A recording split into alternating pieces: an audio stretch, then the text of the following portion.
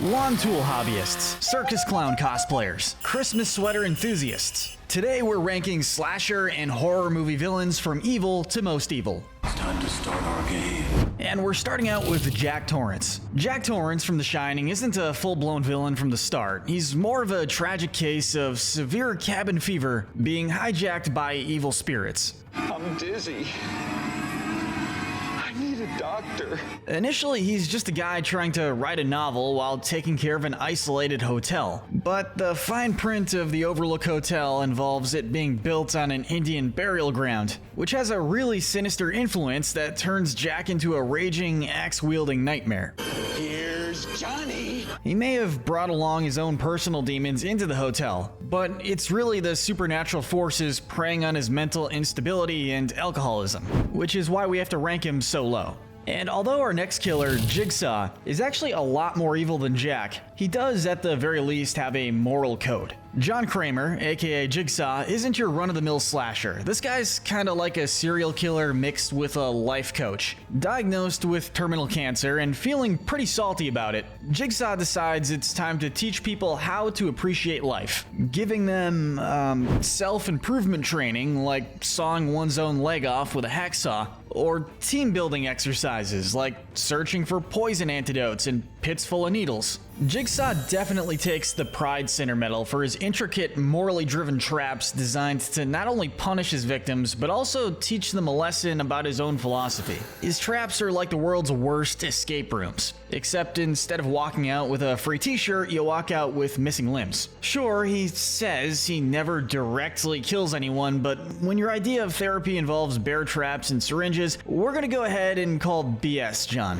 I mean, if you chain someone to a radiator and leave them in a basement to die, yeah, you killed them. The "I didn't technically kill them" defense isn't gonna hold up in court. Granted, you could argue he at least targets people usually guilty of some sort of crime or sin. I want to play a game. Your life is a lie.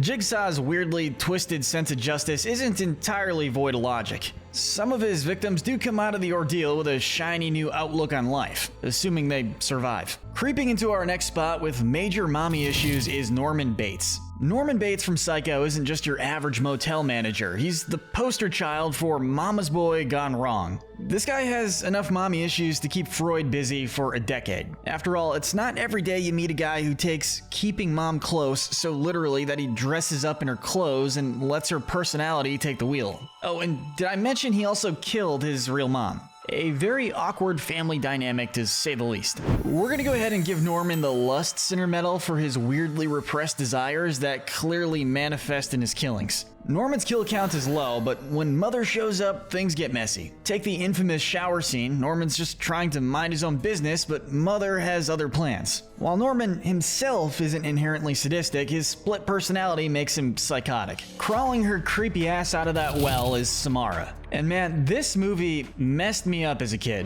I think I legitimately needed therapy after that damn closet scene. Samara from The Ring might have started as a tragic figure, but her thirst for vengeance is anything but sympathetic. After being thrown into a well and left to die, she uses her psychic powers to curse a videotape, killing anyone who watches it within 7 days. Don't you understand, Rachel? She never sleeps. And her method, psychological torment before delivering a horrifying death, which is so unimaginable that the victim's face is twisted in pure terror. While her backstory earns her some sympathy, Samara's sadistic enjoyment of fear cancels out any hope for redemption. But let's talk about the cult classic Candyman. Candyman isn't your typical slasher villain, he's more of a tragic urban legend with a vendetta and a hook for a hand. Originally, he was a talented artist and was murdered in a horrific act of racial violence after falling in love in the 1800s. They cut off his hand, smeared him with honey, and left him to die from bee stings. So definitely not an evil guy from the get-go. Candyman's motivation is revenge, and his kills are anything but random. But he targets people who summon him by saying his name 5 times in a mirror. Candyman, Candyman, Candyman, Candyman. Candyman. And he is very sadistic, but his cruelty does come from centuries of pain and injustice. He's more ghost than man, fueled by rage and the need to keep his legend alive. But let's talk about Leatherface. Leatherface from the Texas Chainsaw Massacre may look like a hulking brute with a penchant for chainsaws, but he's more than just your typical sadistic villain. He's more of a tragic figure trapped by his circumstances. Simply put, Leatherface would not score too high in the IQ department. Slap me fire. He's kinda like the Forrest Gump of slasher killers, just a big idiot running along making his mark on America. So we have to give Leatherface the Darwin Center Medal for this reason. And he is heavily influenced, if not outright controlled, by his abusive family, who have turned murder into a family tradition. His killings are less about personal motivation and more about fear and obedience. He's following orders, not gleefully embracing violence as much as other killers on this list. Unlike other horror villains who kill for the thrill, Leatherface does show confusion and panic during his attacks, making it clear that he doesn't fully grasp his actions. But let's talk about the woman who gave us Jason, Pamela Voorhees. She was the original slasher mom. She's not in it for the thrill, she's out for revenge after the camp counselors let her son Jason drown. And when Mama Voorhees is mad, she's not baking cookies, she's baking up a body count. And we are sympathetic because she is a grieving mother, but instead of therapy, she chose murder for her coping mechanism, which, let's be real, not the healthiest choice. Moving on to the original Ghostface killers, we have Billy Loomis and Stu Macher. Billy and Stu from Scream are definitely iconic. Billy's motivation is a textbook case of mommy issues, which I guess is a recurring theme here, huh? And then there's Stu, who's just kinda there for the fun times. After all, it's the millennium, and motivations are incidental. These two masterminds use horror movie tropes as their personal playbook, throwing a few red herrings and fake scares in just for fun. Corn syrup. Same stuff they use for pig's blood in Carrie. Billy is actually more of the mastermind, and Stu is the class clown of murder, famously blaming peer pressure for his psychotic behavior. And honestly, if he weren't stabbing people, you'd find him hilarious thanks to Matthew Lillard's performance. But now we get to one of the big boys, Jason Voorhees. Jason is the strong, silent type who's a little too attached to his machete and a whole lot attached to his mother. Man, again with the mommy issues. Born out of a tragedy, Jason's motivation seems understandable at first. He's avenging his own death and his mother's. Drowned as a child because of careless camp counselors, Jason rises from the grave to make sure no one at Camp Crystal Lake gets a second chance to screw up. But somewhere along the way, his thirst for revenge turns into an all-out massacre. With over 150 kills to his name, Jason's kill count is nothing short of legendary. And although this medal could probably go to most on this list, we're giving him the Wrath Sinner medal for the simple fact that this guy is probably committed to his art of murdering for longer than anyone else on this list. His victims are usually partying teens, the kind who just can't seem to keep their heads, literally. While his earlier motivations are rooted in pain, Jason's creative and gruesome methods of dispatching people show that he's not just settling scores, he's having a little too much fun. This guy treats human lives like weeds in a garden, mowing through them with lawn care tools with zero remorse. And yet there's a part of us that might almost sympathize with him. Almost. He doesn't harm children and only targets people who seem to embody the neglectful behavior that doomed him as a boy. But any ounce of redemption is drowned out by his pure bloodlust. Flying in next, we have the Creeper. The Creeper from Jeepers Creepers is as terrifying as they come. An ancient winged entity that emerges every 23 years to feast on human body parts, which it uses to regenerate itself. Whatever it eats becomes a part of it. This guy isn't just evil, he's a walking, well, flying, embodiment of terror with a vicarious appetite for flesh. His motivation is purely survival, but in the most horrifying way possible. This dude has a serious appetite that easily earns him the Gluttony Sinner medal. He hunts down his victims based on fear, literally sniffing them out, and the more terrified you are, the more likely he is to target you. So not only is he killing for body parts, but he's also clearly having the best day ever hunting down his prey. And you know, in his defense, it's important to love what you do. Okay, let's talk about Chucky. Chucky is the fun-sized terror from Child's Play, and is what happens when you combine a serial killer with a children's toy. And somehow, it's both terrifying and hilarious. Long time no see, pal. Charles Lee Ray, a low-rent criminal with a flair for voodoo, cheats death by transferring a soul into a good guy doll, turning what should be a lovable toy into a pint-sized maniac with a potty mouth. Imagine your kid's Tickle Me Elmo suddenly asking for a knife, and it's not cute anymore. Chucky's motivation? Well, sure, he wants to transfer his soul into a human body, but in the meantime, he's more than happy to slash, stab, and curse his way through anyone who crosses him. And he is genuinely sadistic. Do we have any sympathy? No.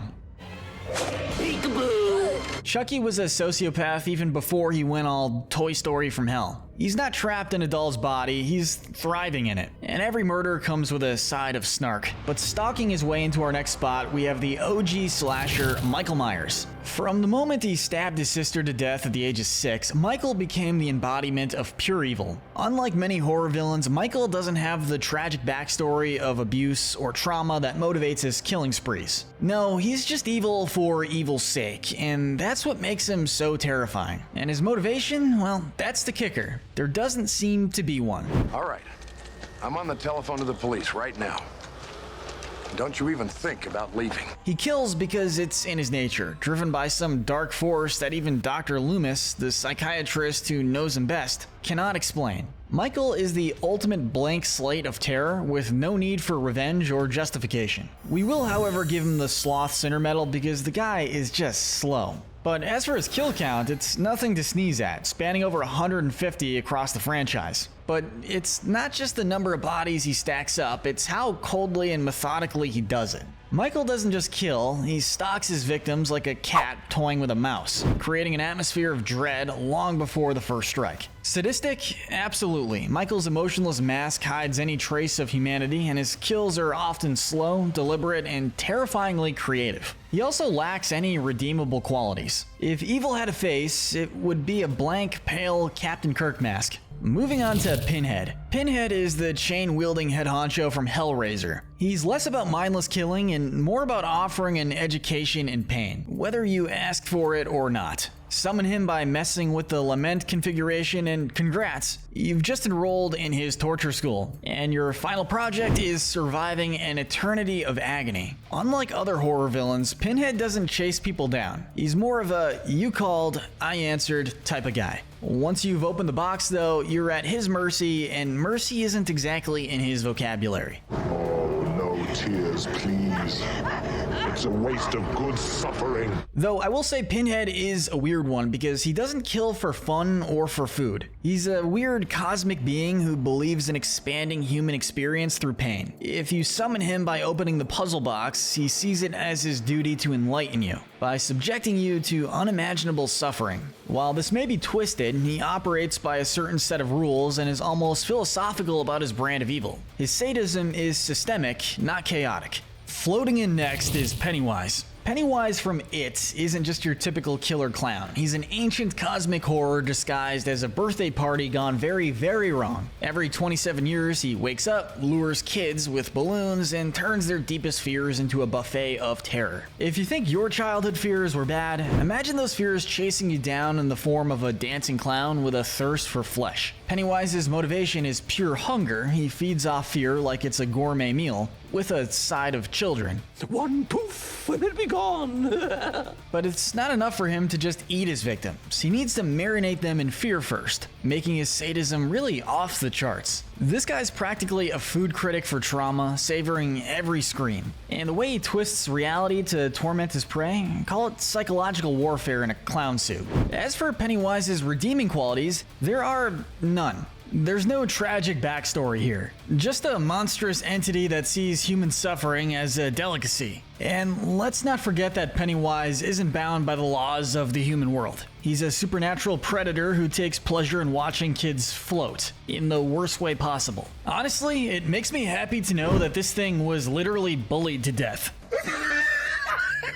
The bronze medal of evil has to go to Art the Clown. Art the Clown from Terrifier takes the evil clown trope and cranks it up to 11, and then adds a whole new level of silent, sadistic glee. Unlike Pennywise, Art doesn't need to talk. He doesn't need to explain himself and doesn't have some deep motivation. He just really enjoys dismembering people. And that's all the backstory you're gonna get. His motivation? Who knows? He's like a kid in a candy store, except the candy is pure unfiltered violence. He's here to have fun, and his idea of fun involves a hacksaw and some poor, unfortunate victims. What makes Art particularly terrifying is his sheer unpredictability. He's not just out to kill, he's out to torture, mutilate, and traumatize his victims in the most creative ways possible, all while pulling goofy faces like he's in a silent film. He treats murder like a performance art, and there's really absolutely no sympathy for him. No tragic backstory, no redemption arc, just pure sadistic evil wrapped in a clown costume.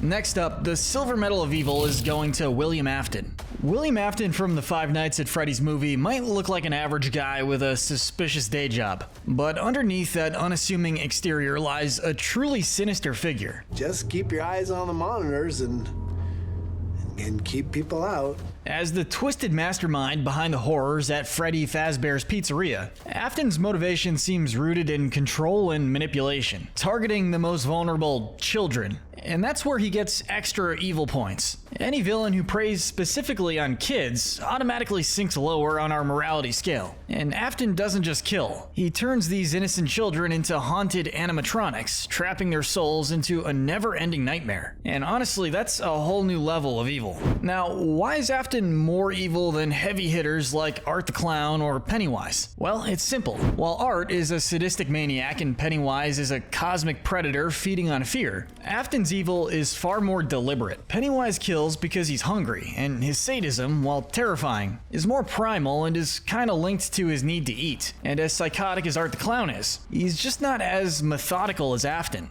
You, however, are finished. Afton chooses children as his victims, coldly calculating their fates for personal gain. His cruelty is targeted, planned, and indefinitely more twisted. William Afton is a bone-chillingly sick individual, proving that there is nothing scarier than a man who chooses to make monsters out of innocence. Except for maybe our gold medal of evil winner. But first, this video is brought to you by Wicked Binge channel memberships. You can gain access to our videos early before anyone else, plus get members-only emojis and loyalty badges by supporting the channel through a membership.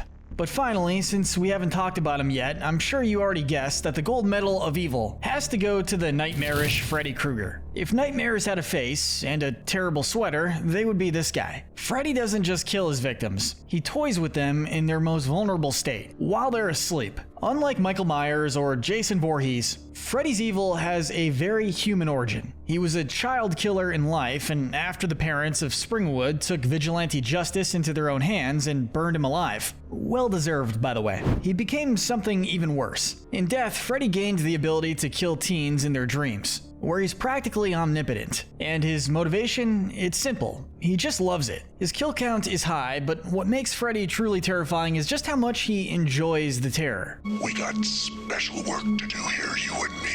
He isn't just a mindless killer, he's an absolute sadist. He doesn't just take lives, he takes pleasure in manipulating his victims' worst fears before making the final cut. His creativity knows no bounds. He kills with flair, turning his victims' dreams into elaborate death traps that make the Saw franchise look like child's play. And it's not just about the killing, it's about making them suffer. As far as redeemable qualities, none. Freddy is the definition of irredeemable. There's no sympathy to be found here. He was evil in life and in death. But it gets worse. In Wes Craven's original conception of Freddy Krueger for A Nightmare on Elm Street, there were indeed implications that Freddy was, I'm not sure how to say this without getting demonetized. He was a PDF file. However, this aspect was toned down in the first film, and Freddy is referred to as merely a killer in the official storyline. Though in the 2010 remake, this aspect of his character is explicitly stated. And let's not forget the connections to darker forces. Freddy is fueled by supernatural powers, drawing his strength from the fear of his victims. So in a way, Freddy is a demonic force. One of the closest ties to pure evil you can find in the slasher genre.